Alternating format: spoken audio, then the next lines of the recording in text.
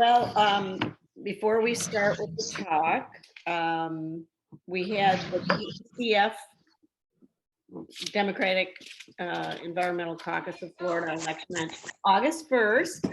And as probably most people know here, we're a state organization directed under the direction of the Florida Democratic Party. And I would like to, at this time, say congratulations for Dr. Richard Whitman, who is the current vice president of our chapter, and he was elected the science officer. So that's huge because he's going to be able to discuss science-related issues all around the state. And would you like to say a few words, Richard? John, yet? If I can unmute. Yeah, it was a great campaign, and I owe a lot to Janice and Jane. And it was, I never thought we'd win against populated beach, but my highest priority is to unify the technical support for the state and have the counties working together into some common themes that can benefit our state as well as our relative counties. So thanks again, and it's great to see Brandon, and I'm looking forward to this. All right, thank you. Thank you. Uh-oh, I'm echoing. Oh, hopefully not for long. Okay, so some of the other officers I'll talk about. We have a new state DECF president, Russell Kahn. Kay Burton is our VP, Secretary Dr. Sanja Brookins. Leanna Pierce is treasurer, and Barbara Klein is continuing to be our chapter development. But water quality, as you probably everybody on this call knows, is our main focus. But I think what's really good about us is that we don't just sit back and complain and, gripe about it, but rather we get out and we work with other organizations. We're working, obviously, trying to communicate with the Charlotte County commissioners, the Charlotte County in general, CHNEP, and Charlotte Harbor Aquatic Preserve. We do water monitoring. Just to remind everybody, we do water monitoring at this time. We will be doing more, but right now we're just doing water monitoring at the Live Oak Point Park every third Thursday of the month at 11 o'clock, and just meet us there. The Seagrass Monitoring is completed on July 24th. The data was shared on the shared drive, and that was through Sea Grant. And then, I'm sorry, my dog is barking. And then there's a opportunity to do horseshoe crab monitoring. If you want to sign up, it's through CHNEP. August 21st is the training, and I'll send that out to everybody. Everyone is invited to participate in these hands-on activities. It's a lot of fun, and it makes you feel, you just understand a little bit better. But we hope to do it on a higher level, and with hopefully the county as well as the preserve. Our next meeting will be September 7th. And if you are interested in also going to the county commission meeting, the 2nd and the 4th, all right, I'm going to mute myself. Oh, no, I can't mute myself yet. All right, we have a guest speaker tonight who is Brandon Moody. He's the water quality manager for Charlotte County. The presentation will discuss the challenges and opportunities surrounding the water quality assessment and improvement in Charlotte County in his presentation titled Water Quality in Charlotte County, Where We Are, How We Got Here, and What We Do Now. Brandon is the inaugural water quality manager for Charlotte County. So that says a lot, that Charlotte County has this position. It was first filled in March of 2021. This position is responsible for the development of a county-wide water quality monitoring strategy, development of the county's water quality management plan, One Charlotte, One Water, and interdepartmental coordination of water quality related actions within the county. Brandon comes to Charlotte County from the South Florida Water Management District, where he spent time in the nutrient source control and water quality monitoring programs. Prior to SwiftMud, Brandon spent 11 years with the water quality monitoring section of Georgia's Environmental Protection Division. As Brandon's talking, if you have any questions, you can put it into the chat box down at the bottom, and Brandon will answer it at the end. Please mute yourself now, as I will, so you can't hear the dog. Abe is his name. Welcome, Brandon, and thank you for taking the time. Yeah, my pleasure. Thanks very much, everybody. I appreciate the intro, and yeah, I do want to, before I jump into my presentation, there was something that was mentioned just briefly before the intro that I do want to go ahead and emphasize on the front, because this is something that comes up a lot. I have a lot of people approach me and ask me, what am I going to do about X, Y, or Z, or this issue, or that circumstances come up, or you know, blah, blah, said something at a commissioner's meeting, and, you know, what are you going to do to stop that?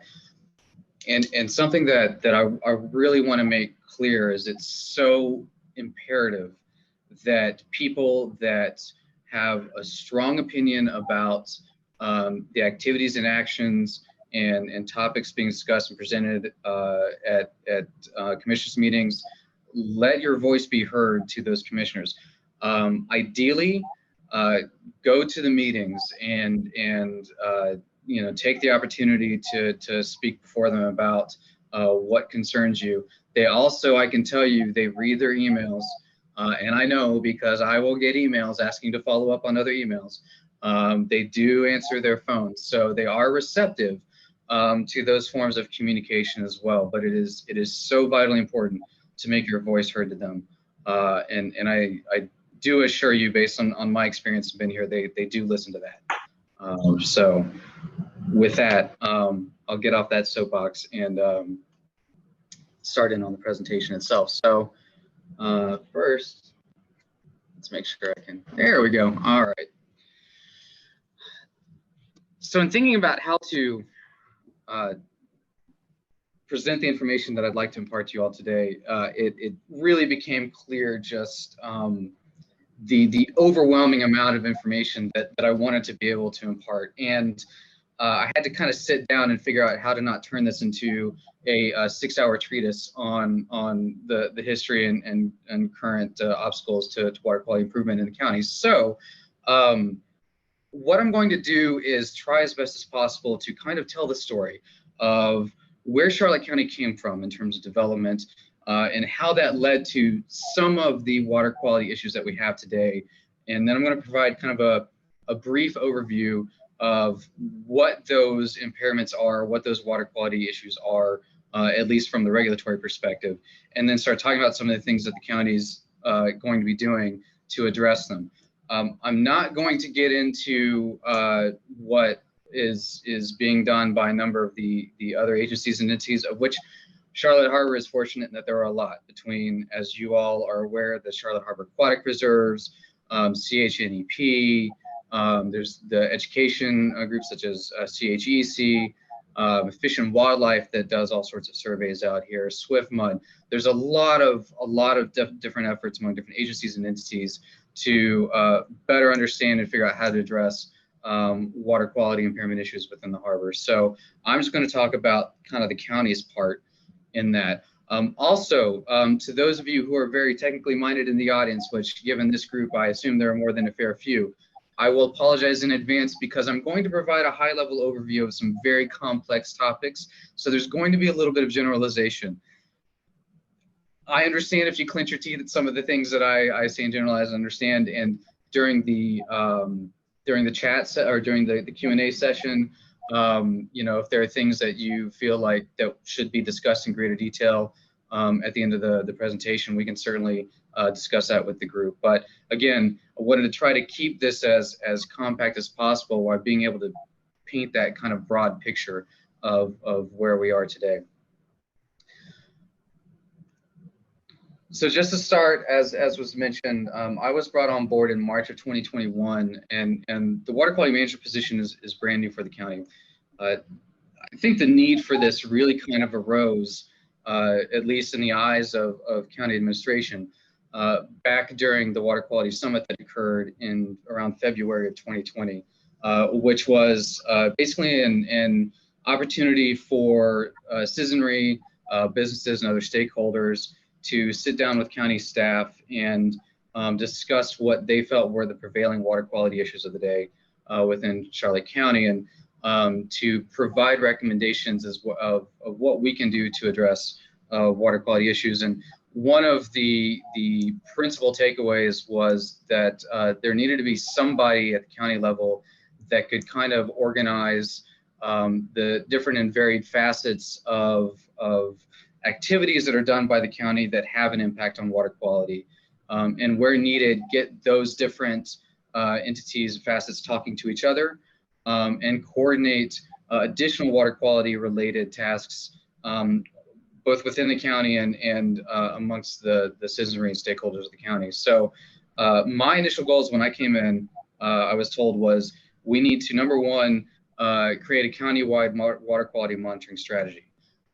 There is not, at this point, a comprehensive water quality monitoring strategy for the county proper. Now, there is monitoring that occurs within Charlotte Harbor by multiple entities, some of which is funded by Charlotte County. We'll get more into that in a minute. But in terms of, a comprehensive ambient monitoring program, there's no such thing in Charlotte County at this point.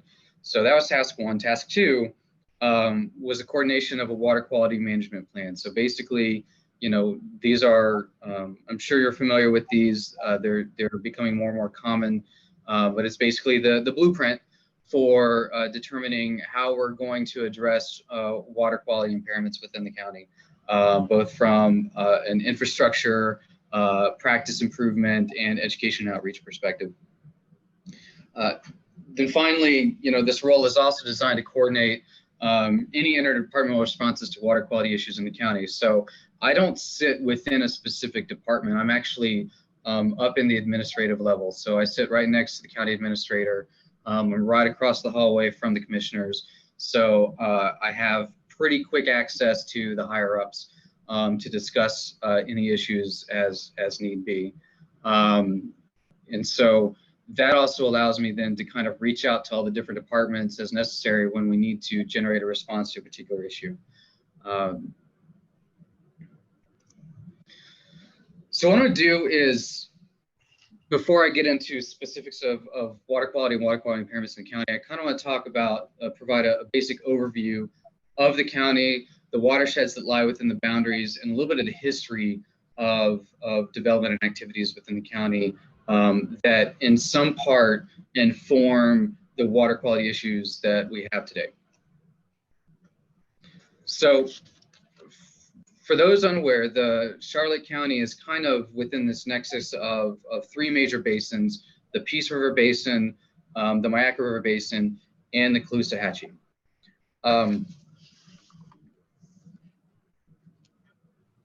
The Charlotte Harbor itself is the second largest open estuary in Florida.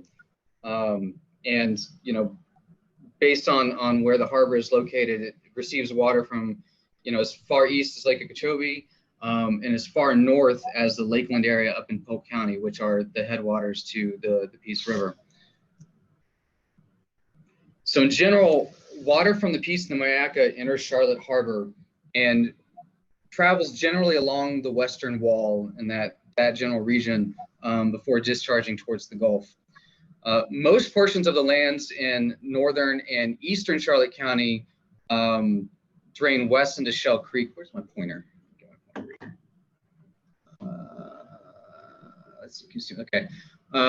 Most of the lands in the northern and northeast portion drain into Shell Creek, which eventually merges with Prairie Creek that comes in through DeSoto. and they converge right about at Punta Gorda's water reservoir.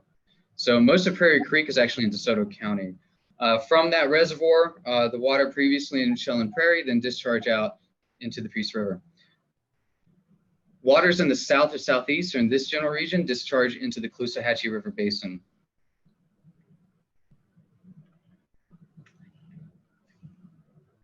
The other thing that I kind of want to point out is the Coco Plum Waterway. Now, the Coco Plum Waterway is a canal that runs east-west, technically in Sarasota County. This is the receiving waters for much of the drainage from the city of Northport. From there, there are multiple points of entry from the Coco Plum into the what we call mid-county, but generally the Port Charlotte region. Most of those points of inflow have some sort of control structure associated with it. And by control structure, I don't mean like an actual gate, but usually something that's more fixed or static, like a weir or an elevated box culvert or something to that extent. So in effect, during the wet season like now, there's usually in most of those discharges running from the Coco Plum through Port Charlotte and into Charlotte Harbor.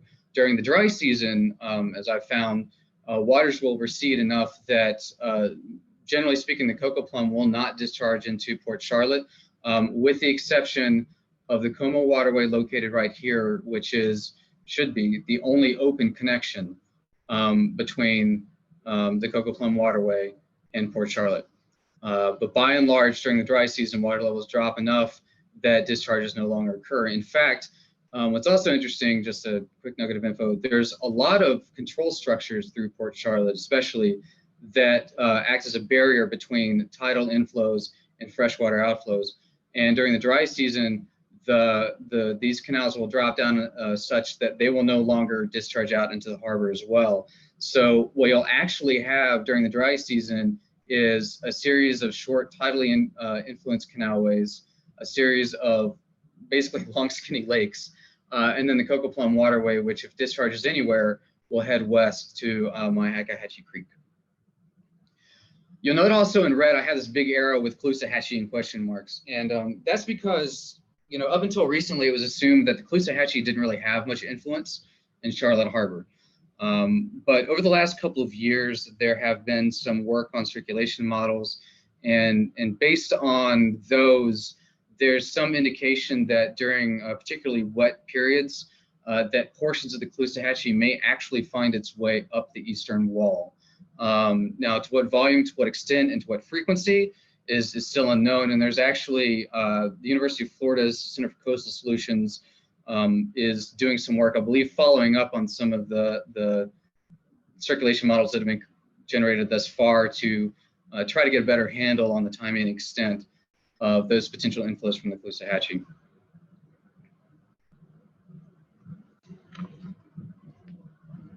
So in terms of land use, the bulk of the drainage area in the Peace and Myakka basins has been agricultural. The areas with no colored regions are basically natural or fallow lands. But anything in this lighter green and blue are agricultural. I'm not sure about the veracity of this much anymore. This is maybe outdated coverage. And then your urban areas, of course, the dark purple, they're where you generally expect to see them basically all in a ring along the harbor itself.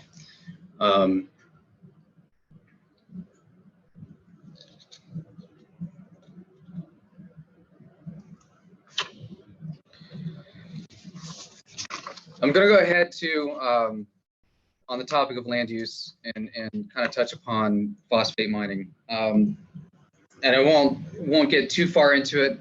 We can talk more about it in the Q&A if you'd like, but I'd be remiss if I didn't at least mention the presence of phosphate mining in the region and its potential impacts. So mining efforts within the region lie within what is regulatorily called the Central Florida Phosphate District, which is this kind of shaded area right here, located in Polk, Hillsborough, Manatee, Hardy, DeSoto, and Sarasota counties. I'm sure you've also heard of this referred to as the Bone Valley. this entire area is not the Bone Valley. The Bone Valley is contained within it, but there are portions of this region that extend just beyond the Bone Valley. So the region in general is defined by the availability of what are called phosphorites, which are basically sedimentary rock that is at least 18% phosphate by weight. It's important to note that these deposits of phosphorite actually exist throughout the Atlantic coastal plains, but what makes this area somewhat unique is that because of a variety of geologic processes that have occurred over millions of years that are way beyond the scope of this presentation, the deposits here in this area are actually fairly close to the surface, such that making extraction of it fairly economically viable.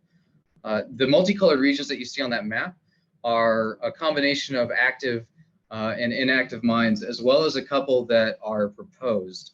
And as you can see, phosphate mining has not and will not occur in Charlotte County. However, a significant portion of these activities you can see here do occur in the Peace and Mayaca basins. So discharges from those activities do enter riverine systems that eventually discharge into Charlotte Harbor. Now, this, of course, is why our commissioners are especially concerned about the proposed mine over in DeSoto County, which, if constructed, would discharge in part into the Horse Creek Basin, which then drains into the Peace River not too far from our county border. Now, note that at this point, no construction has commenced on the mine, and in fact, they're still in the process of petitioning DeSoto County for the necessary zoning changes. The earliest which they can do that is early 2023. So right now they're undergoing a series of workshops per an agreement that we can talk about offline later if you'd like. It's a pretty long and interesting story, but bottom line, the petition for rezoning can't occur until early 2023. Also, Mosaic has yet to, I think, even apply, much less obtain industrial wastewater discharge permits or Section 404 dredge and fill permits for this yet. So there's still a good ways to go in this process of this mine even breaking ground.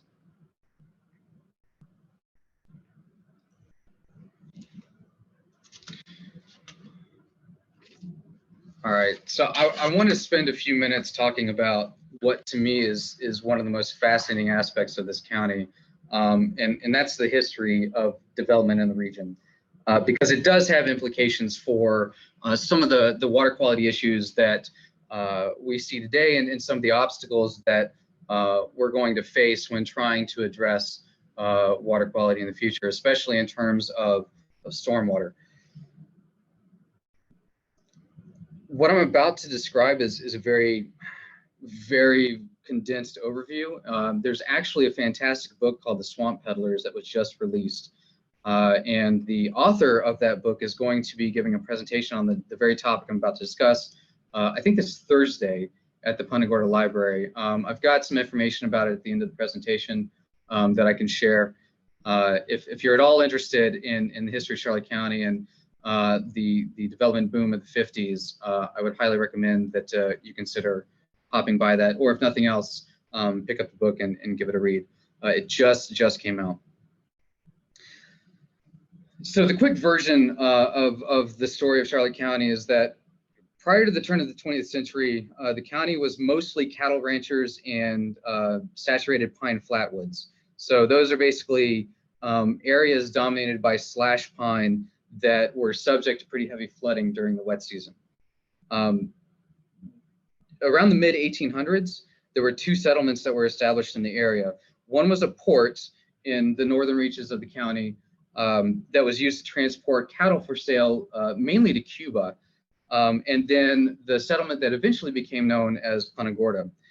Now, the person that was responsible for actually platting out Punta Gorda also convinced the Florida Southern Railroad to build a terminal there, as well as a hotel which was built to lure tourists and fishing enthusiasts to the region.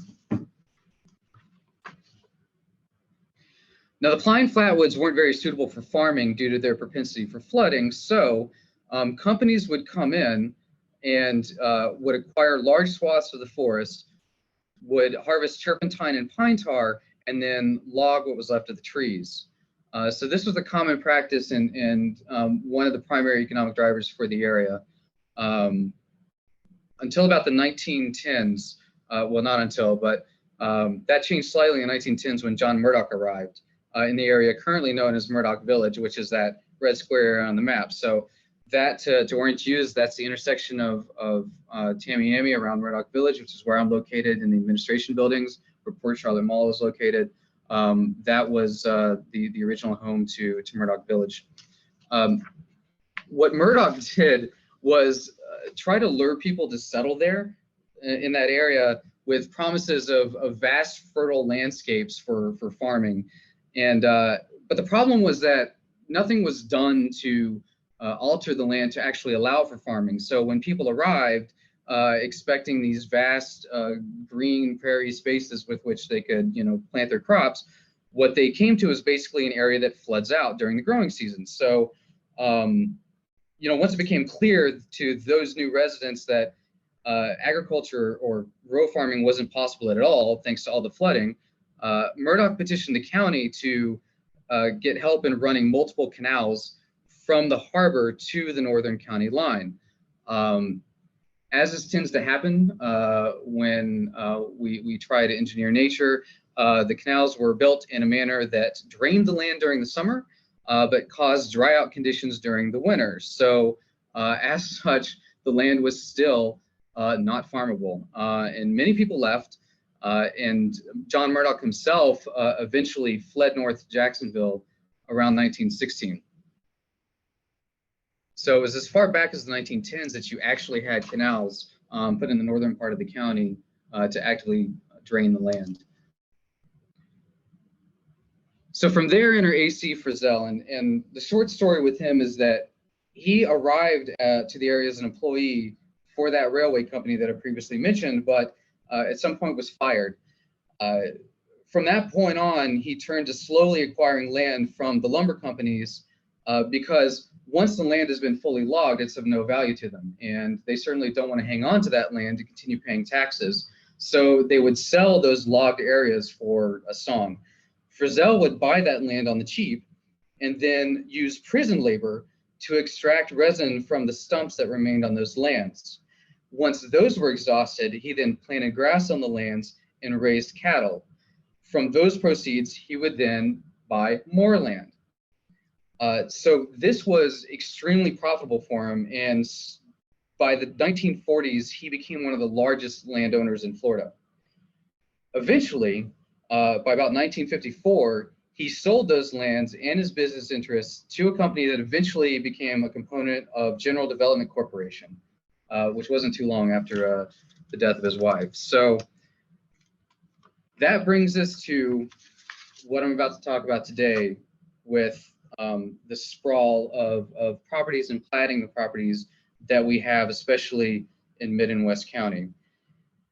And how we got to that point was the installment land sales industry, which operated mainly from the 50s to 70s in multiple regions throughout Florida, not just Charlotte County. They were also responsible for communities up around, I think, Port St. Lucie, as well as over here in Charlotte and Sarasota counties. So a lot of these areas were platted, designed, and sold by large corporations. GDC wasn't the only one. There were a number of them. In fact, some of the more problematic ones were these fly-by-night operations that basically sold just enough lots per year to remain outside of regulatory and reporting requirements. So this basically resulted in just about every available piece of land in the area being bought, parceled out, and then sold to people as an opportunity to, own a piece of paradise at a reasonable price. And these opportunities were marketed especially aggressively up north to folks who often would buy these lands sight unseen. So, in fact, it's interesting, when I was mentioning working down here to my father-in-law, who's from the Bronx, he mentioned that his dad back then bought a plot in Charlotte County from one of these businesses that were really pumping them hard in his neighborhood.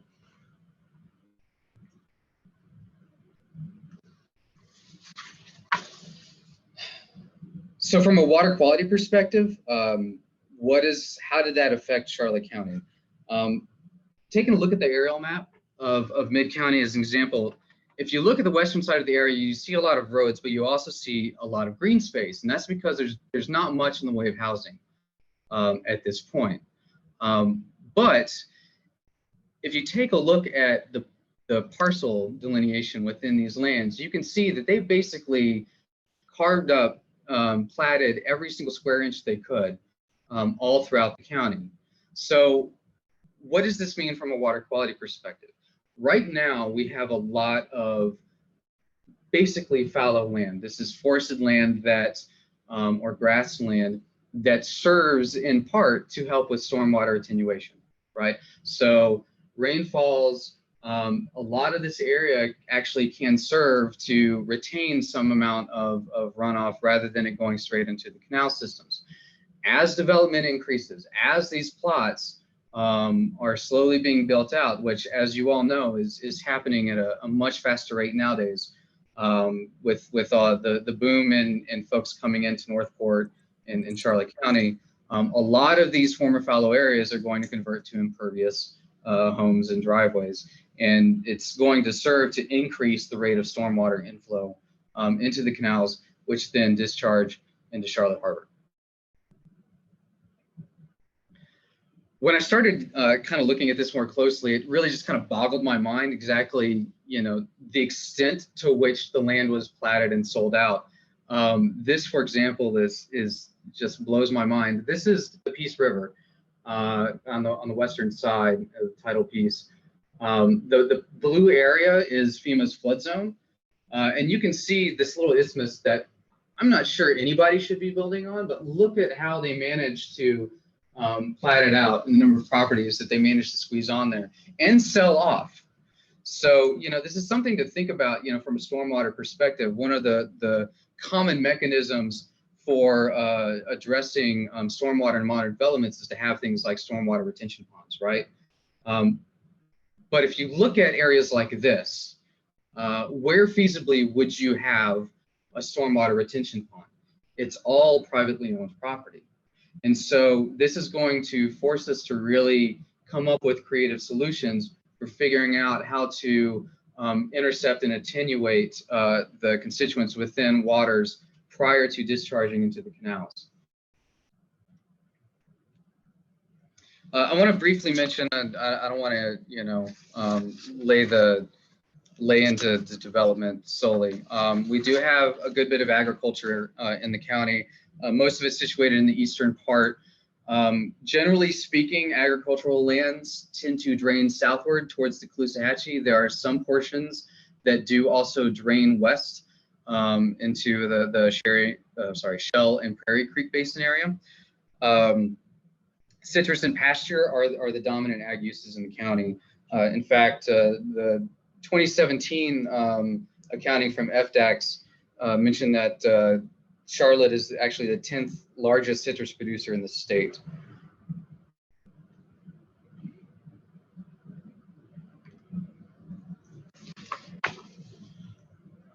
All right, so having set the stage as far as, what land use looks like in Charlotte County, the history of that land use and where we are in those terms, I'm going to start talking about water quality in the region. Since it's ultimately DEP who makes the official determination as to whether or not a waterway is impaired, I'm going to provide a very brief overview as to how that process works so that you can see how the information on the next few slides ties into this process. Again, this is going to be a very basic overview. I could do an entire presentation just on this. So there's going to be some generalities, but this is basically how the process works. So water quality samples are collected within a water body, which we'll talk about in a minute, and are uploaded to DEP's Wind Water Quality Database. That data can be collected by the state, by the county, by a local agency, by a private group. The only rule is that data has to be collected and analyzed in accordance with DEP's SOPs and their requirements, which are readily available on their website. Every 5 years, DEP will assess all data collected within an individual water body to determine if that water body is impaired for one or more parameters. If it is determined to be impaired, then DEP will create a document describing the potential sources of that impairment and what parameters would need to be addressed to reverse that impairment, and by how much those parameters will need to be reduced to bring the water body back into compliance. So this is what's called the TMDL process, which is short for total maximum daily load. Once the total maximum daily load has been drafted, another document is created by DEP with stakeholder input that describes the actions that will be taken to address the parameters discussed in the TMDL. Those are BMAPs, or Basin Management Action Plans. So note the actions that are described in BMAPs are actually enforceable. So the entities there are entities that will be named in the BMAPs that will be required to implement certain pollution reduction measures and must implement them. So for the Caloosahatchee BMAP, for example, right now there's a region-wide one for the entire Caloosahatchee Basin to address nitrogen. So depending on how much of the basin and potential influence of the land use within that basin lies within the Caloosahatchee, different counties are required to take different measures. For Charlotte County, it has up to this point been primarily focused purely on education and outreach, and not so much in terms of infrastructure level improvements. In some ways, it makes a little bit of sense because, again, if you think about what we just looked at before on the maps, most of the area of Charlotte County that is in the Caloosahatchee Basin is either agricultural or it's actually just natural lands, either part of a WMA or otherwise undeveloped. So there's not much in the way of infrastructure to improve per se. Now there's an alternative to that whole TMDL process that are called alternative restoration plans. The difference is that instead of doing the whole TMDL and the BMAP thing, stakeholders in an area can bypass that and draft their own basin management action plan style document. The benefit to doing that is it basically puts the stakeholders in the driver's seat instead of DEP. It also means that you're not beholden to the timeline that DEP has to implement TMDLs and BMAPs in a particular area.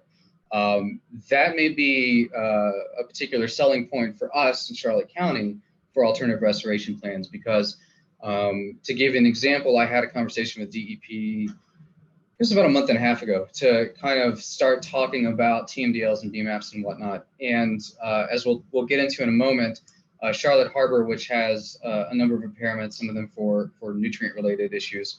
There are no TMDLs yet developed for Charlotte Harbor, and we were told that the earliest that DEP would start working on a TMDL for Charlotte Harbor would be another 5 to 6 years from now. So if you consider 5 to 6 years before a TMDL is started, and then the time it takes to develop the TMDL, and then from there, the time it takes to work on a basin management action plan, we could be a number of years out before we would see a basin management action plan for Charlotte Harbor. So because of that, there may be benefit to consider going the alternative restoration plan route for some of these regions in Charlotte County. In general, the alternative restoration plans are considered a viable option if they're either existing or proposed restoration projects in that or around the water body that might address the impairment. If stakeholders want to avoid a TMDL, for example, for the reasons I just mentioned, and expedite the water quality restoration process, it does require demonstrating to DEP that there's an active and engaged stakeholder group intent that can help lead the development of the plan. The stakeholders will need to be able to demonstrate that they've got the monetary and the technical resources to dedicate to the projects described in the plan, and that the resources are present to actually execute all of the provisions. So before I start talking about impairments, I want to talk about what monitoring is currently going on in and around Charlotte County. And what you see here is my current running I won't say comprehensive because it's still a work in progress, but my running map of water quality sampling that is occurring within the county. The piles of dots you see over in the Peace Basin are from two different sources. The Peace River, Minnesota Regional Water Authority, and the City of Punta Gorda. Both of those entities, since they withdraw water for drinking water, they're required by permit through Southwest Florida Water Management District to implement what's called a hydrobiological monitoring plan. So it is a mechanism enforced by permit by which they have to conduct its monthly sampling of several locations within the waterways that are impacted by withdrawals for drinking water use. Now, I'll come right out and admit that the way that this is presented is slightly misleading in the sense that some of these dots are locations where a whole suite of water quality parameters are collected, nutrients and whatnot. Others are basically areas where depth profiles are collected. So physical parameters like dissolved oxygen, pH, temperature, salinity, at I want to say it's either 0.5 meter or 1 meter increments are collected all the way down to the floor. But there are no samples collected, no nutrients or anything like that. So that's something that I need to fix in when we do eventually make this information available to the general public. A lot of the other dots that you see are representative sample points that are managed by either the Charlotte Harbor Aquatic Preserves as part of their volunteer monitoring efforts. There's the beaches, harmful algal blooms, and bacteria monitoring are reflected on here. What isn't, there's some county monitoring that occurs within the Port Charlotte area that you see kind of in the middle of the county right there in the northern section. And what you don't see is the monitoring conducted by the Coastal and Heartland National Estuary Partnership. That's primarily because CHNEP has a monthly water quality sampling program within Charlotte Harbor and throughout the harbor, but they are not at fixed locations. They're actually random sample collections. So if I put those on the map, it'd be a giant mess of dots. But by and large, they select random locations, 5 random locations in different regions of the harbor each month and collect, I think, a total of 60 samples per month, if I remember correctly, within the harbor, and use that to characterize water quality trends in the harbor itself. So, you know, when you look at this, it kind of becomes fairly clear that in terms of inputs to the harbor and to our waters where the gaps are. There's not a lot of active monitoring being done in these regions. Now, that's not to say that there has not been any monitoring done ever or any time recently, because again, what I'm trying to capture here is ongoing monitoring that has occurred and will occur on into the future. There's other monitoring that is done, like DEP, for example, will collect samples throughout the county as part of what they call their status monitoring, where basically there might be a water body that they're looking to assess, but they don't have quite enough data to do it. So they will, over the course of the year, go out and collect samples at that location so that they have enough data to be able to assess it for impairment. The thing is, though, they're only going to go out there enough times to get the data that they need to do that assessment. And then once they're done, they're not going to go back. So what I wanted to try to capture is, you know, where can we reliably see active monitoring continuing on now into the future? And then from there, where can the county come in and plug in terms of monitoring efforts? So this next slide's a little jarring, I'm just going to warn you. This is a map of the water bodies within Charlotte County that are currently considered impaired for some parameter. You can see that Charlotte Harbor, the entirety of Charlotte Harbor, is impaired. Generally speaking, tends to be for nutrients of some sort or for bacteria in shellfish.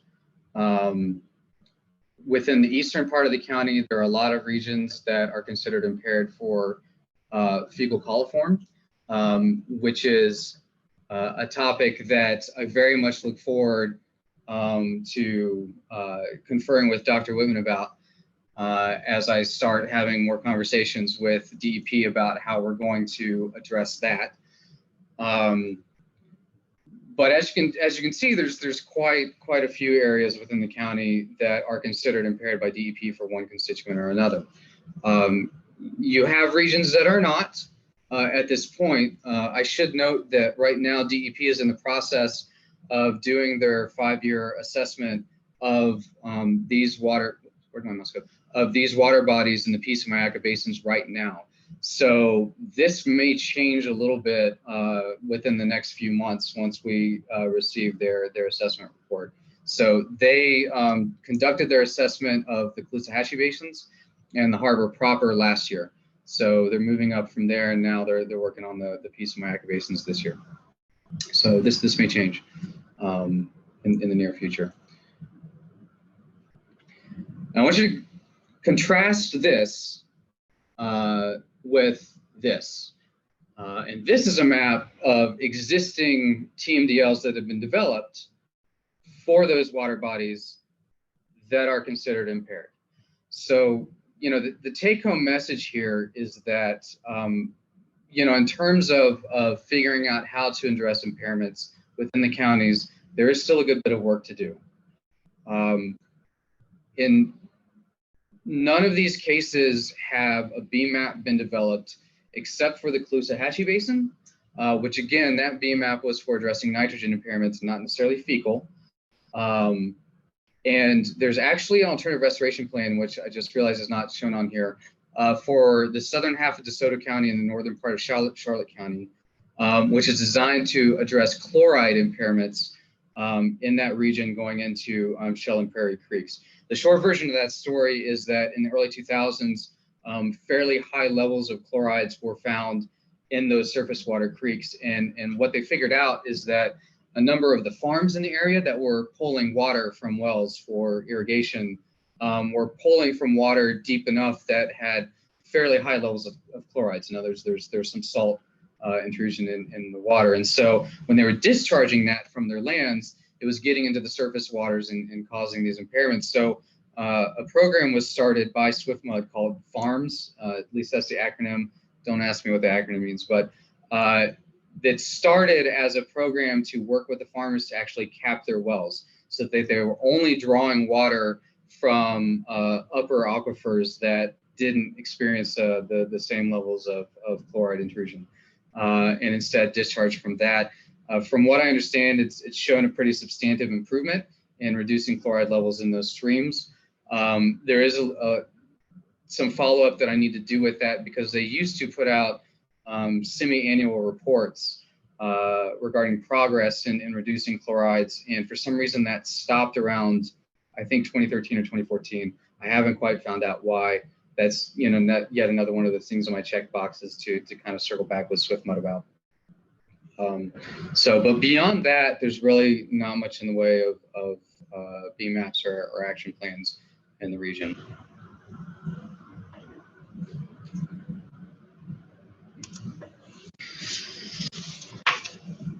Also kind of want to point out, and I think this audience is fairly well aware of the reported seagrass losses that came down from SwiftMud earlier this year. For those not overly familiar with it, Southwest Florida Water Management District conducts aerial surveys of seagrass coverage all up and down the Southwest Florida coast. And every 2 years, they publish maps that show changes in seagrass populations over the course of the previous couple of years. And they just released their most recent report earlier this year. And what they found was that seagrass populations were pretty significant actually throughout the Southwest Florida coast. But Charlotte Harbor was pretty hard hit, especially along that northern eastern wall where about 50% of the population was lost over the last 2 years. Again, declines were seen to varying degrees all the way up and down. So Charlotte Harbor was not alone in this, but the impacts that Charlotte Harbor felt were pretty substantive.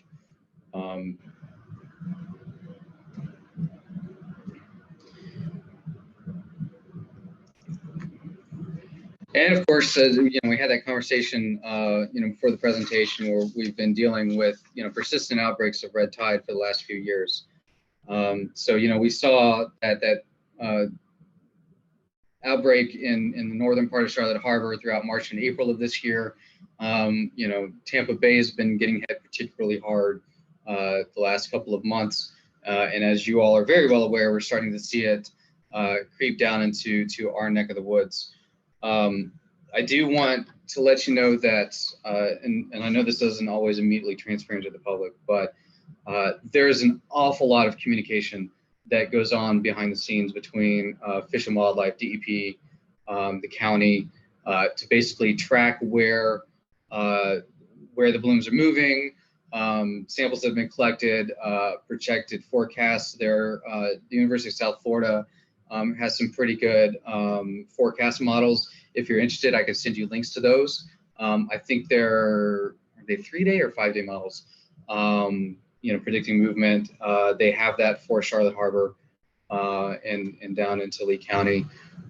So, we tend to, they do, Fish and Wildlife especially does a really good job of keeping us up to speed. They send updates almost daily of what they've been seeing and what they've been receiving in terms of fish kill reports and things like that. So as we receive pertinent information, we did disseminate that out to the commissioners and then out to the general public as necessary. So, and I think it can't be stated enough, those of us on this call, I think we're all well aware that, the way the red tide cycles work, the blooms start way off coast. There isn't at this point much of a connection between nearshore runoff and the initiation of these blooms, but I don't think there's a lot of debate of what these anthropogenic effects, runoff and nutrient enrichment, can do to help further fuel these blooms once they do enter our neck of the woods. So, I think one of my roles and the roles of the concerned public is to continue to educate each other on taking action to minimize our potential to influence and abate assist in red tide blooms persisting. There's still a whole lot that we have to learn about these. We still don't quite know what exactly the mechanisms are that cause blooms to even dissipate. They certainly don't run out of nutrients, but something occurs that starts a chain reaction that results in a dissipation of blooms in our area. So there's a lot we have yet to learn. There's a lot that we are learning every day, and I would be more than happy as more research comes in to provide additional updates about where we are in our knowledge of red tide in future presentations, as I'm sure that everyone would be highly interested in that. So I've been talking a lot of doom and gloom over the last, almost an hour that we've been working through this. And so I want to pivot a little bit and talk a bit about what at least the county is working on to try to help address sources of pollutant inflow and especially nutrient inflow into Charlotte Harbor. So starting with the septic sewer efforts, since about 2007, around 2,300 sewer connections have been established in the utility service area. So they've been focusing mainly on the East and West Spring Lakes area, Most of these areas that you see in red that are mentioned as part of the 5-year plan. Right now, they're working on the Ackerman and Countryman areas and El Jobim. Right now, as we speak, 150 homes are going to be ready for connection to sewer in El Jobim very soon. That work is almost done. And there's another 150 homes planned for connection in there by spring of 2022. So work on that is progressing. The rate at which these conversions are occurring are mainly a function right now of funding and staffing. Basically,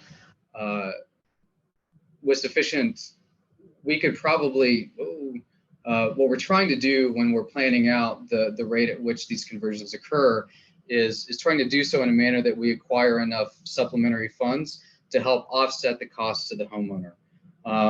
You know, each homeowner, when they get connected into the sewer system, they get assessed a fee. And we're talking a fee in the several thousands of dollars. So the county works diligently to acquire grants from the state and from other sources to basically offset those costs and minimize the financial impact to the homeowner.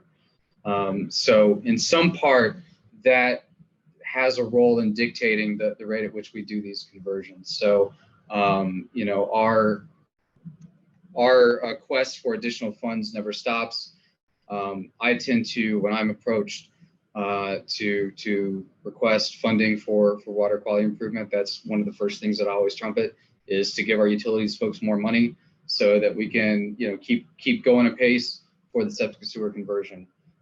So, and as you can see, they're, you know, have up to a 15-year plan at this point. They're still in the midst of the 5-year plan for conversion right now. So that continues on a pace and still has the full support of the commissioners at large. So I also want to talk about the reclaimed water. For those unaware, our wastewater treatment in Charlotte County does not go to advanced treatment. I'll mention that now because I'm sure that's a question that many ask, but it does not also directly discharge into the harbor. Instead, treated wastewater goes to one of two areas. Either A, the vast majority of it is redistributed into a network of reclaimed water systems throughout the county that are used by multiple landscapers, golf courses, and whatnot. And any water that's not used for reclaim ultimately winds up going into deep well injection. The only exception to that is that there are certain instances where reclaimed water that are within storage ponds, there is an overflow point if we get highly significant rain events. Some of that reclaimed water can discharge and make its way into the piece. But again, you know, we're talking like ELSA levels of storms for something like that to occur. So the vast majority of the treated wastewater winds up going to reclaim or deep well injection. Back in June, after kind of being here for a few months and learning about our wastewater treatment system, I was a little curious about the nutrient content of that reclaimed water. And so beginning in June, utilities started collecting samples at pond and delivery sites that receive our reclaimed water, such as like the Lemon Bay Golf Club, the Riverwood Golf Club, the Burnt Store Village landscape area, and a couple of other regions where they're going to collect the samples at the point at which those landscapers, those golf courses, pull the water out from the reclaimed ponds so that we can not only understand the concentration of nutrients in that water, but also calculate the loads, the pounds of nitrogen and phosphorus that they're applying to their landscape. You know, the idea is to take this information and then go to those landscapers and make them aware of the amount of free fertilizer they're getting in an effort to maybe help them reduce their fertilizer usage. But it is also a mechanism for us to really get a better handle on the potential nutrient contribution from that within that reclaimed water. So that at this point has no particular end date. You know, since we just started it, I expect that this monitoring will go on for a good little while.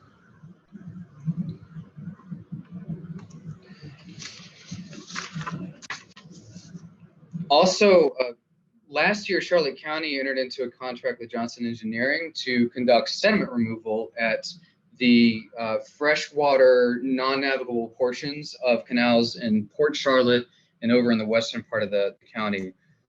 So the idea is to conduct sediment sampling to determine the content of constituents within that sediment, dredge the sediment, and remove that potential source of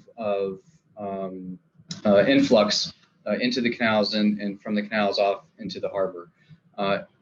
At this point, it was originally put on hiatus last fall, and then I came on board and we've kickstarted conversations again with DEP and with Johnson Engineering as to the process for figuring out how we're going to prioritize these canals. My understanding is that ultimately the funding is in place or is planned to address all of these canal segments. But the principal goal was accomplishing this as a way to reduce potential nutrient inflows and other potential pollutant inflows into the harbor. It's not necessarily a capacity improvement. This is something that was stressed to me by Stormwater that was interesting. These canals are so heavily fed by groundwater that their feeling is that even if you remove the sediment in here, what capacity is provided by the removal of that sediment is basically offset by the fact that groundwater inflows will basically fill that in anyway. So they kind of feel that the capacity improvements would be minimal. This is really just an effort to try to improve the water quality of discharges heading out. So for that reason, we're kind of looking at what we'd prioritize. I'm thinking most likely at this point, we would look at starting in those canal areas in the western part of mid-county that are already listed as impaired for nutrients and chlorophyll A, and then conduct sampling further east as part of our monitoring program to try to determine if we have potential impairments before we start doing sediment dredging there. Speaking of monitoring, as I mentioned, one of my initial tasks had to do with the establishment of a county-wide monitoring plan. And what I've essentially done is decided that what we need to do as a county is understand what is in the water that's coming into the county and what is in the water that's going out to the harbor. So I kind of looked at this from a basin level perspective. In other words, get my mouse here, for drainage pathways, for example, in mid-county, where you have inflows from Northport to the Coco Plum, from Coco Plum into Port Charlotte, characterizing the water coming in there and characterizing the water coming out. So from there, so I started, as you can see, all of these color triangles were kind of the first pass of potential monitoring locations. From there, I started whittling it down and prioritizing it in terms of what makes the most sense in terms of capturing the largest drainage areas, where along the Coco Plum should we collect samples, and where, if we collected samples, might be redundant because it's in very close proximity to another site, or it's within an area that are within elevation control structures within the Coco Plum. Without getting too deep into it, the Coco Plum actually has multiple elevation control structures within it because the Coco Plum is a source of drinking water for Northport. And as such, they want to keep waters at certain elevations as well. So there are structures within the Coco Plum to try to maintain that. And so the sites that I selected were also kind of done to try to account for that, as well as looking at stormwater models. So when a 25-year storm event occurs in Northport and all that water comes roaring into Coco Plum, and then that water from Coco Plum comes roaring into Port Charlotte, where would we see most of the inflows? Some of these locations will have much higher inflows than others. So prioritizing those that had fairly high inflows. So in this example, what you're seeing with all the colors, basically the green ones are those locations at this point that I think are highest priority to capture. Orange are those that might be a good idea if we have the funding, and red are those that maybe aren't very high priority because either they represent a very small drainage area and therefore might be sufficient for short-term studies or smaller scale studies, but not as a permanent long-term fixation. Again, keep in mind what I'm looking at for these green triangles are, these are areas where we will go at least monthly to collect surface water quality samples from now until perpetuity, or it's determined that that data is collected there is no longer of use to us. So these are what I would call our more or less fixed stations. And then from there, as we identify from stations areas with high levels of certain constituents, we could then do further investigations within the interior to try to find the source of those. I've presented to the Mid-County Stormwater Advisory Board and the South County Stormwater Advisory Board last week to kind of throw this out, what we're looking at, because the funding for this will come from those budgets.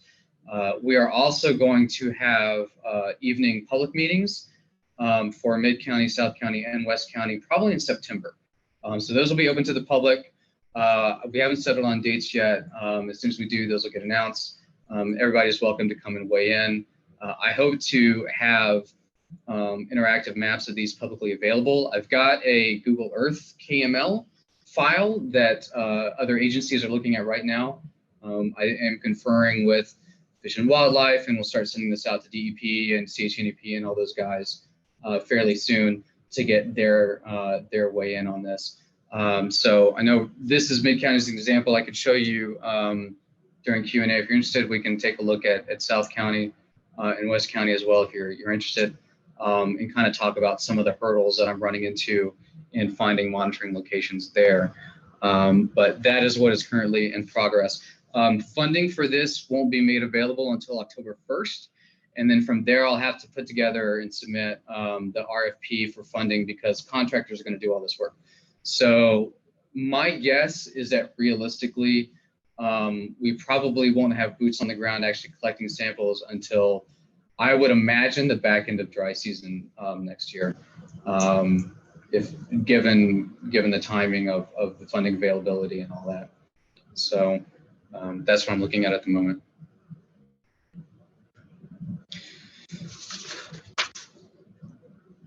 Finally, we're kind of at the beginning stages of forming what will eventually be the framework to a water management plan for Charlotte County. And this is basically, as mentioned at the top of this, will be the roadmap to define improvements to county infrastructure, to our practices, maintenance practices, operational practices, and educational efforts, with the goal of improving the health of our waterways and the harbor.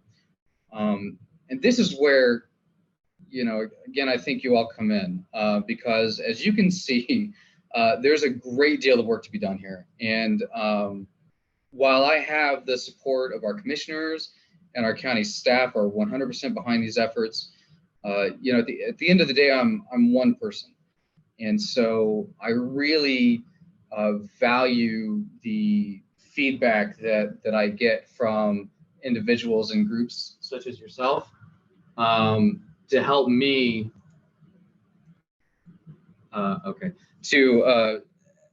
help me prioritize and identify what we need to address first and foremost in improving our waters. At the top of the presentation, y'all have been discussing about all the volunteer opportunities that you guys get involved in, the Eyes on Seagrass, it sounds like, and the CHAP monitoring, and it sounds like y'all are doing some work with CHNEP, which is fantastic. But I think that, you know, the other thing that we really need to kind of put our heads together is figuring out innovative ways to reach the citizens here and express to them and impart to them the importance of water quality protection improvement here, especially in Charlotte County, where we have so many new people coming into the area, people that don't have the necessarily have the inherent appreciation for the resources down here, that maybe don't understand the connection between the canals and their yard and the harbor, and how we reach those individuals, because that is going to be a constant effort that we're going to have to engage in, because people are coming down here every day, moving down here every day, and so that, to me, I think is really the biggest task in terms of education, is how do we reach those new folks, and how to get a hold of them. I had some great conversations with Team Punta Gorda over the last few months. We have some really neat ideas. You know, Nancy Johnson came up with taking some of the model homes that are over in Punta Gorda and outfitting them with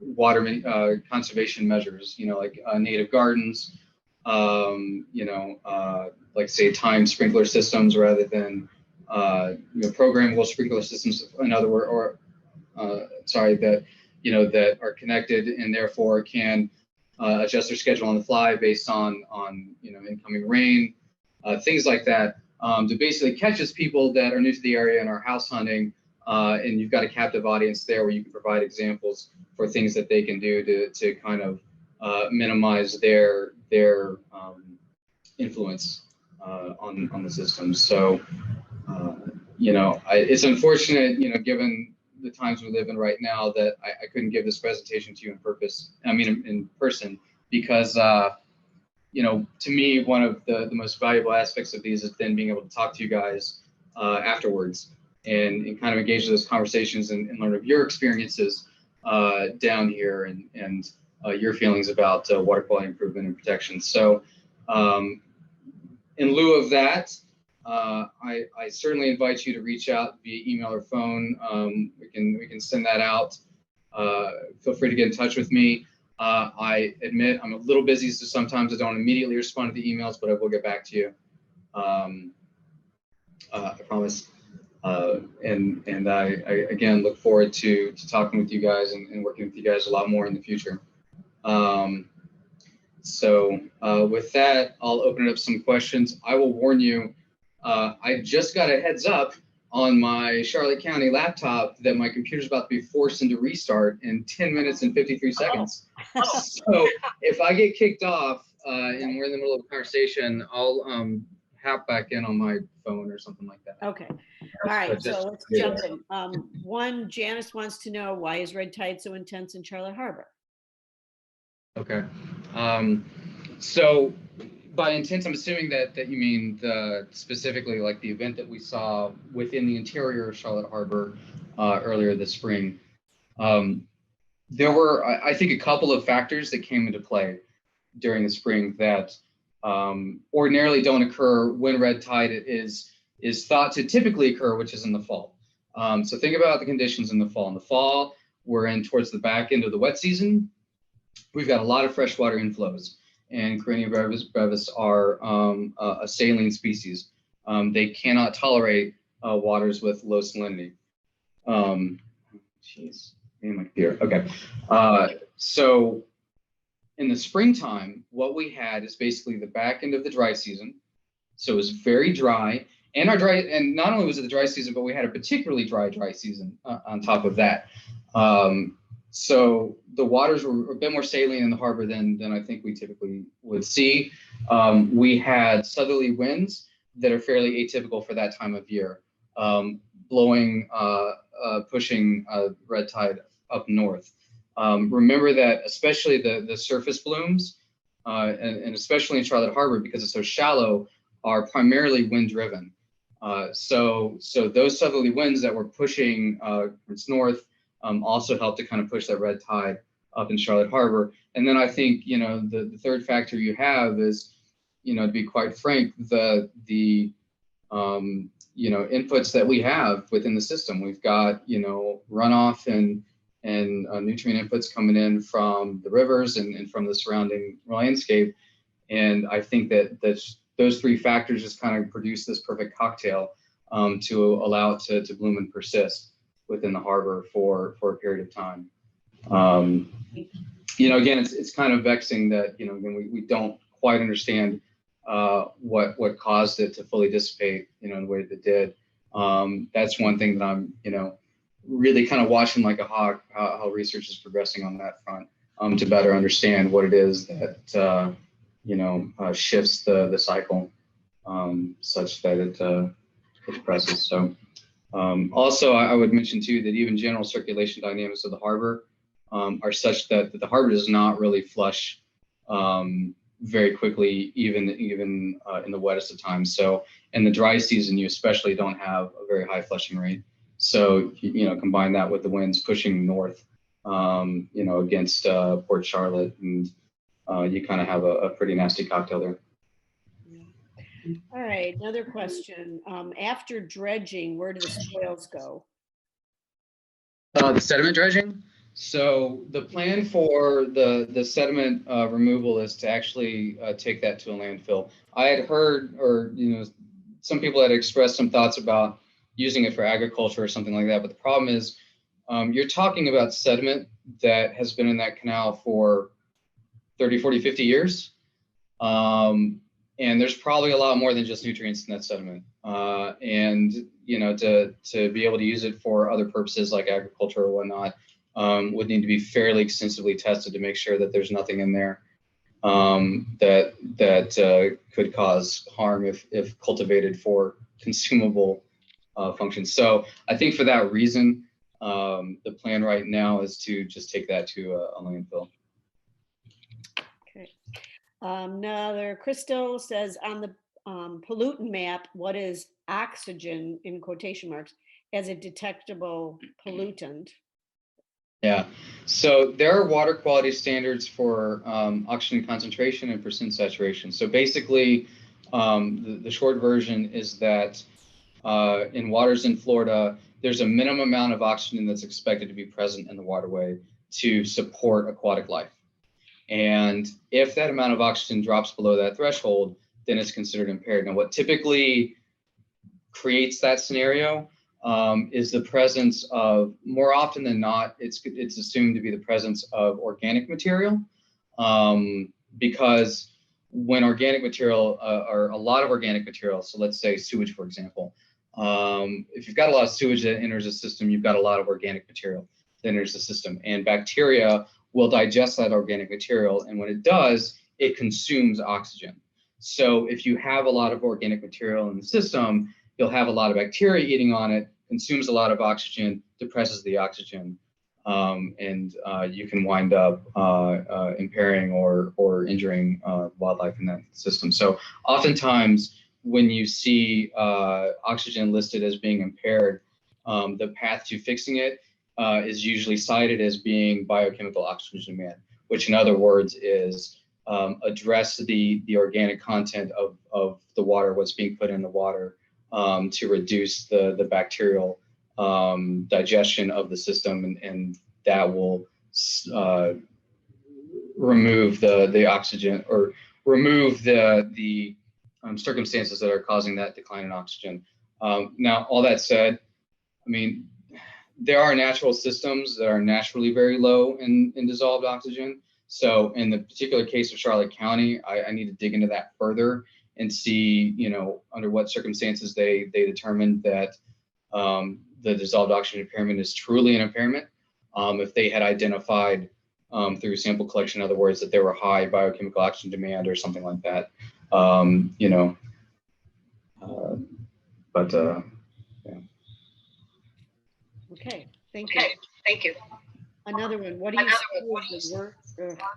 I'm sorry about the feedback. What do you see as the worst threat to Charlotte Harbor's water? And then she says, particularly, I am concerned about the DeSoto mining. Sure. Yeah, there are a lot of people concerned about, you know, the mine in DeSoto County. You know, and just so you're aware, in general, the mines are required by permit to discharge waters that are not in violation of water quality standards. Now, the water quality standards are based on concentration. And so more often than not, what they're allowed to do is dilute their discharges so that the concentration is below standards before they actually discharge that water into the system. And that was one of the concerns that was expressed in the letters from the commissioners, is that, you know, that may help with the concentration, but it doesn't change the volume of things like the nitrogen and phosphorus that's coming down the system. So it's why the commissioners, you know, had that letter sent, you know, saying that they couldn't lend any support to the mining activities unless they had assurances that what would be done at that mine would the activities there and would assure that there would be no negative impacts to the harbor or to the Peace River, especially in terms of increased loads. You know, that said, there's really no one, I would say there's no one threat per se. It's really a combination of many and varied activities that combined wind up causing a negative impact to what I would say is the assimilative capacity of the system. So it's really the combination of, industrial discharges, it's development in a sense, an increase in stormwater that can occur from that development. I would say it's not development, it's the increased stormwater that can occur from that development if we do not figure out best practices for mitigating that stormwater prior to discharges into the harbor. It's a host of different factors that including fertilizer use, that we're going to have to address. And I think they're kind of all have equal weight. I think we're also kind of at this state where for years there have been these inputs from these various sources and runoff from these various sources. And I worry that when we see things like the macroalgae outbreaks along the east wall and whatnot, that, when a system gets hit with a large inflow of nutrients or something like that, they get hit with a large flow of some sort of pollutant. More often than not, there's some capacity or ability for that system to absorb it and withstand it, and for lack of a better way of putting it, overcome it. But I think when you have something like what's been going on in Charlotte Harbor for years, where you have constant inputs here and there, it's almost like death from 1,000 pinpricks. And you start to, the system starts to lose the ability to absorb those blows, and it starts to manifest in ways that to us maybe seem new and novel, but they've been brewing under the surface for a number of years. So, I think it's really having to take a multifaceted approach to address, all of the potential sources, and understand that it's going to take some time for the system to correct itself. Just a fair warning, I now have 25 seconds before my computer's going to restart. So I'm going to see if I can hop on through my phone. So just hang on for me 2 seconds here. Okay. Always at the worst times. Yeah.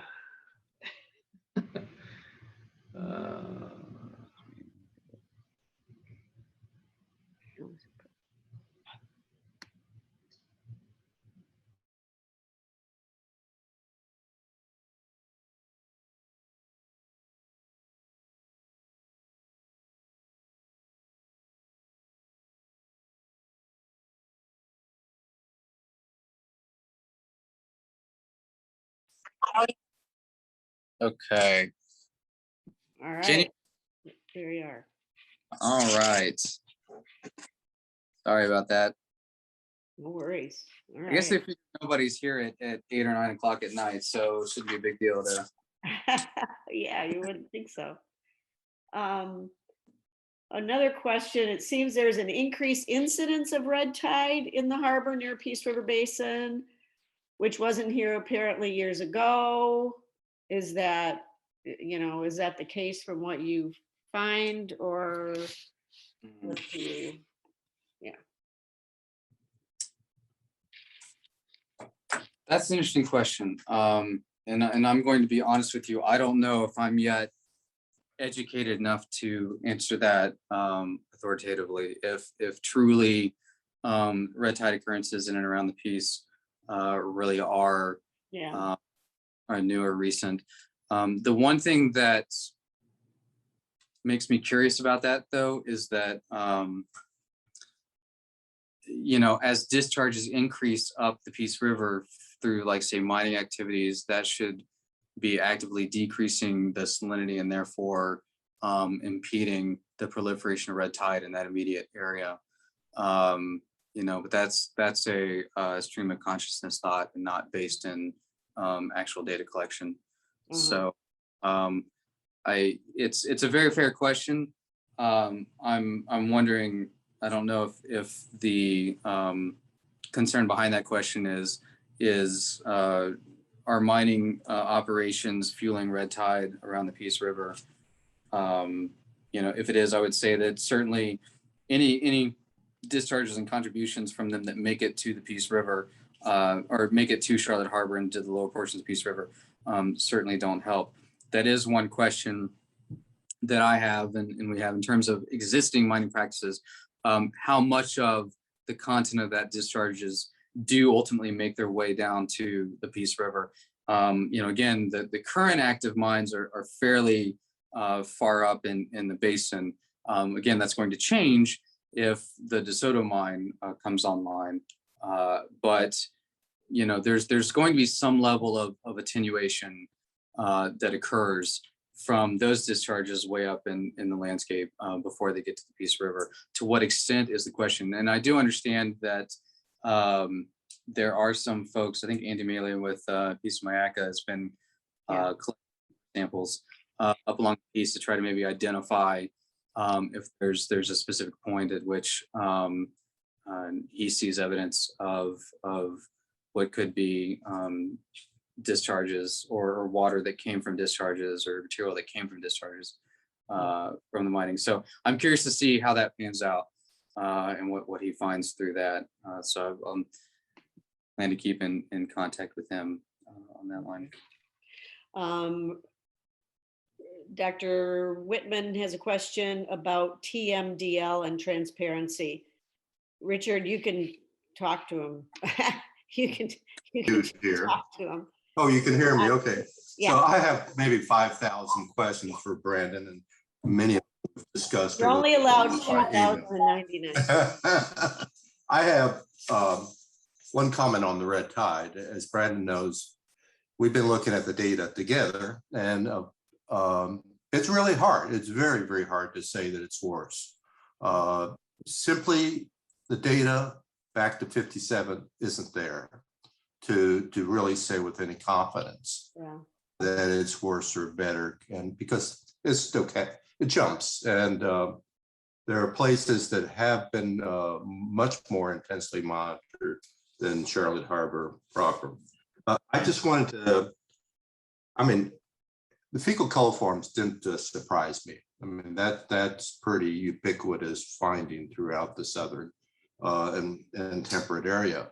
But what surprised me in that map was the lack of TMDLs. We're talking about, I remember in '88, I was working on comments for TMDLs and promulgated the laws in '92. So it's been decades, and many places have had their TMDLs and actually delisted items off the 303D list. And I don't know if it's at the state level or where the balls get dropped. It's kind of disappointing to learn that. Yeah. The other thing, just, you don't have to, reflect on, but the other thing I want to ask, just observe, okay? Phyllis, Bruce and I monitor permanent plot for seagrass off cattle dock. And the transparency runs 2-3 feet. And in some of those places, the visibility is 2-3 inches. You have to count by hand, feeling, because you can't see more than 2-3 inches. And it doesn't look like the lights in many cases, not all the time in every area, but the transparency light is limiting to everything but some of the blue greens, filamentous blue greens. So that's just an observation and something I'd like to, as a limnologist, know more about. So it would be an interesting topic of conversation that I'll with you more on anyway, because as I mentioned, I like to focus more about the fecal impairments and next steps, or as I talk with DEP about next steps in addressing those, kind of tapping into your knowledge bank on that especially. But I'd like to kind of hear more about your experiences then, in these counts. And unfortunately, the audio was cutting out a little bit here and there. I think I got the gist of it about the light attenuation issue in the areas where you're doing the surveys. But that's something that I kind of want to know a little bit more about and see what we might need to do, or if we can do in terms of monitoring as part of our plan to try to assess that area, or at least track changes in particular dissolved sediments, turbidity, whatever, in that area, and see if, are we seeing a consequence of, and I don't know, when were you doing those surveys Well, I again? think June 24th. June we were there a 24th. couple of weeks ago, and the Yeah. water was relatively clear. It was highly turbid. Phyllis said, Yeah. yeah, Okay. yeah. So- It wasn't a high sediment load. Okay. It was just filamentous. Interesting. Let's We can talk offline more. yeah, let's plan to talk more about that, because I want to learn a lot more about that experience and what we may need to do. Video now. I can tell you that there's also for at least the eastern wall, DEP is contracting out with a consultant right now to evaluate water quality data that's been collected along the east wall to determine sources and inputs and whatnot. And we're going to be, which I can't show because my computer. So I've selected, I want to say it's like 5 or 6 locations along Burnt Store Road to monitor inflows from the eastern part of the county into Charlotte Harbor along the east wall, and start to get a better idea of what's in that water that at least have direct inflow into the harbor. There's a number of canals in the east part of the county that actually, channelized canals that run underneath Burnt Store Road, but instead of actually discharging out into the harbor, they hit a berm on the other side of Burnt Store, and therefore actually spread out, dissipate, and percolate into the state park area rather than shoot straight out, which great in my mind. So yeah, so I'm at this point paying attention just to those with direct channels that go straight out. So hopefully, with the monitoring, we'll also kind of get a better idea of what's going on the east wall side. But in terms of what you experienced and your surveys, maybe let's schedule a time to kind of get together and go through that in more detail and see if there's something that we can do to better capture conditions that are going by that area, or might indicate what's flowing through that area.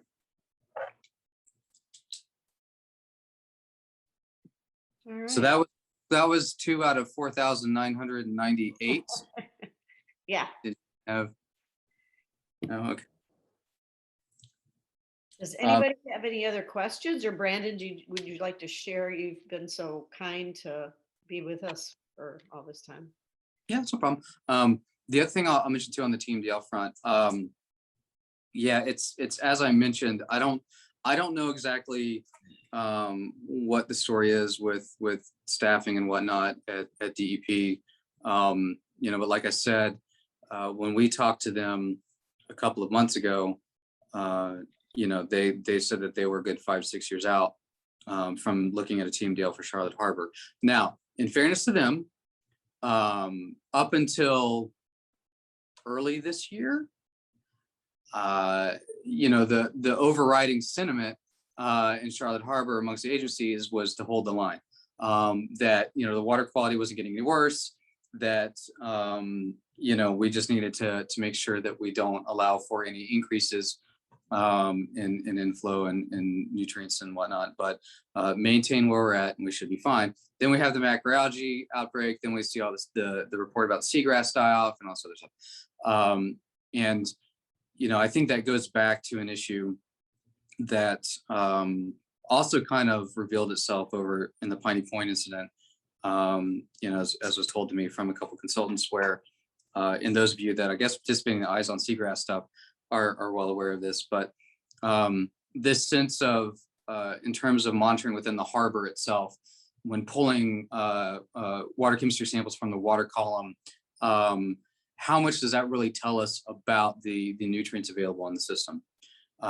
Because these systems are so active biologically that so much of the available nutrients get sucked up very quickly, which is why I think it's all the more important to do the kind of monitoring that we're talking about within the county to see what's coming in before it really interacts with that system, try to get a better handle on what's in there. And then in terms of what's in the harbor, supporting things like what Betty Stogler was working on, in terms of collecting the macroalgae and having that analyzed for nutrient content to try to kind of fill in those gaps. And I heard the same anecdote from folks who are doing the monitoring over around Piney Point in Tampa Bay, where, you look at the data from the canal that was shunting that effluent from Piney Point, and, ammonia in the teens and beyond milligrams per liter. I mean, massive amounts of nutrients going into the system. And then they would sample Tampa Bay, not too far from the discharge point, and they were getting like down to the detection limit for some of these constituents. And it wasn't just, dilution. It was just basically the system sucking all that stuff up immediately. And so really the nutrients in the water column, then it really becomes clear that that's really only telling part of the story and helping us kind of, understand what's in the system as a whole. So, for that reason, I'm also really kind of advocating focusing on what's coming in from upland, as much as possible. So, Okay. Yeah. Can you give us a ballpark time of when we could start, when we would be starting working with you monitoring wise? You mean in terms of working together for doing additional monitoring or whatnot? We can do that. Wait, That- what is it? We can do that anytime. That's simply just Okay. skip time to have a meeting, and Okay. I can tell you where we're looking at, and my intent is to kind of send to at least Dr. Whitman at that KML with the proposed sites to kind of see what we're looking at, get some feedback anyway. And then also, from there we can kind of discuss where you think the priorities are, or what would make sense in terms of monitoring efforts led by you guys. Okay. We're in. I think we can say at least we're in. Okay, great. One thing that I look into is I had a conversation with Florida Lake Watch folks not too long ago, and there are individuals over in the Rotunda area that do monitoring through Lake Watch. So I think I understand it correctly. Lake Watch pays for analyses. So volunteers collect the samples, the Lake Watch folks do the analysis. They ordinarily do not get involved in estuarine systems because, they're Lake Watch. But there was a lot of interest, I guess, amongst the folks in Rotunda to understand what's in their water. And so, they went ahead and started supporting them. So now that they've opened those floodgates, I'm wondering if maybe they would be, depending on what you guys are interested in doing, if they may be open to supporting some of y'all's efforts as well. If nothing else, to kind of offset the potential cost for, the analysis. Mhm. You know what Okay. I'm saying? So it's something we could look into, try, see what they Right. say. Okay. All right. Well, does anybody have any other questions or comments? No? I can't thank you enough for coming here and talking to us, and you've opened your office to us, and I think it's good to identify that, yes, we have to communicate with the county, no doubt. So this is a good way to start, for sure. Yeah, and like I said, I try to keep the lines of communication open when folks reach out. I'm very interested in hearing concerns out there.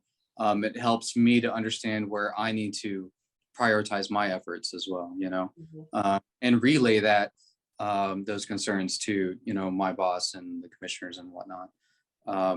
The couple things that I wasn't able to. Victor shirt says So I thought he posted the Yeah. word Sussex is on top, Fisher.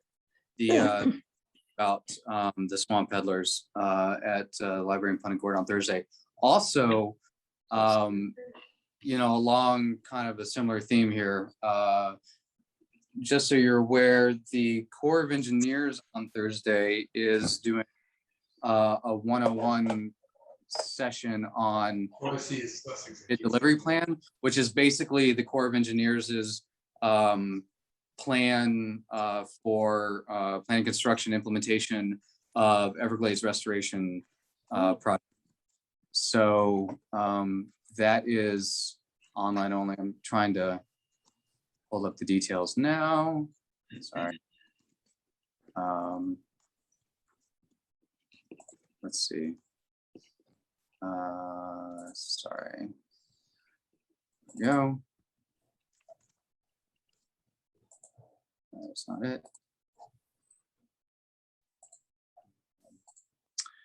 Well, I'll send you, Phyllis, I'll send you the details on that.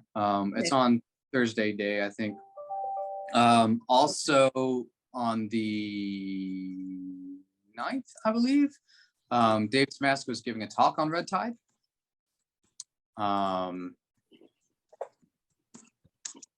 And I will send information on that as well. So those of you who haven't had, I'm sure most of you guys have had the pleasure of sitting in on Dave Smasko presentation at some point in time. He is a fantastic speaker, extremely knowledgeable. He's been around here for a million years and really knows his stuff. So if you're available, I would recommend. And where is that? How is So it?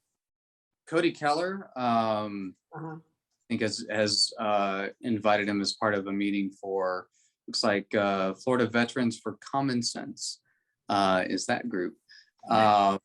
But it's good. It's a webinar. So I can pass along, looks like a Zoom, Monday, August 9th at 7 p.m. So. Okay, that'd be great. Thank you. Yeah, sure. And I don't know, Richard, I don't know if you want to talk about the talk that you're participating in. I don't know if that's open. It's open to the public, but. Yes, it is. It's a sea grant presentation by the university. I guess I'm the first one up, where I'm going to talk about the nature of enterococci, one of the coliforms. It's Friday. I think it starts at 2 o'clock at the Mounds House, and the whole topic is on enterococci. Professors, molecular biologists, organismal like me, ecologists. So I think I sent that to you, Phyllis.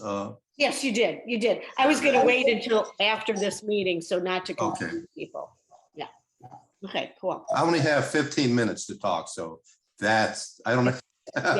This is the toughest talk I've given in a long time. I think, I think, Dr. Wim, it's an important topic for discussion that I just last week had a very long conversation with somebody who, didn't understand why they were basically sampling enterococci in a freshwater system, getting very high levels and interpreting that as major sewage impairment, and kind of having that conversation about, why we're not doing that. Why E. coli is the way to go beyond the regulatory aspect of it. So I think, yeah. So I think that conversation is a valuable one to have, especially to the lay people out there who really wants to get involved. I'm seeing in the chat from Janice, this may be the integrated delivery schedule. Hold on.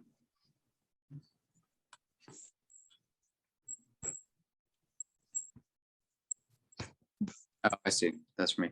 Yeah. So also, for those of you that are following the Lake Okeechobee release stuff, I think they are announcing their preferred plan for the next iteration of the operations manual on Monday the 9th. I'm be surprised if it was anything other than what they've already proposed a couple weeks ago. But I guess Yankees they'll are up 9-0. make,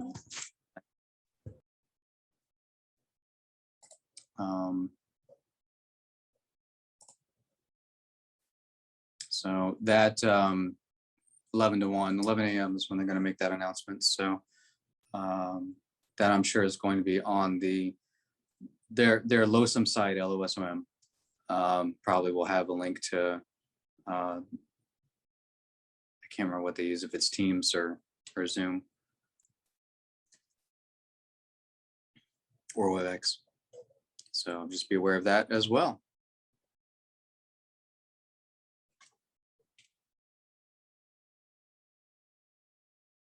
Yeah, that's wonderful. Thank you. Any information you could pass on, that'd be great. Thank you so much again for all your information, and we're going to keep the communication going for sure. And hopefully we'll start going to the county commissioner meetings more.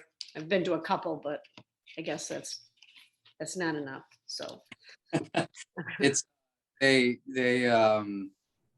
like repetition. So you know, and again, like I said, it can be an investment, a time investment to come all the way over here to sit on those meetings, to wait for your turn to actually be able to stand up and speak. And like I said, they do look at their emails, they do answer their phones. So don't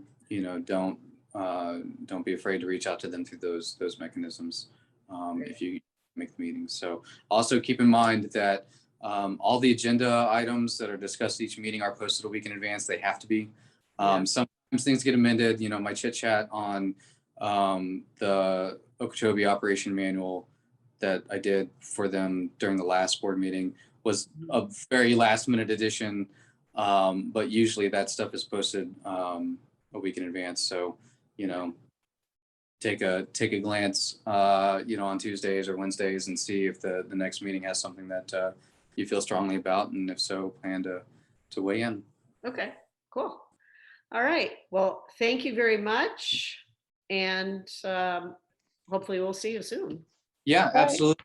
I look forward to Thank you very much. Thank you so much. All right. Yes. you guys.